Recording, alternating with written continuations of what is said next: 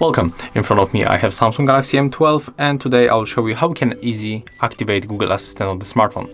So at the first we have to activate the latest version of this app. So we have to go for the for the Play Store, then tap Google, and let's get the update of this app. If you install update, you have to open it, then move to the more, tap on the settings. Next you have to go for the Google Assistant, and right now we have to scroll down until we find the general settings. It's right here.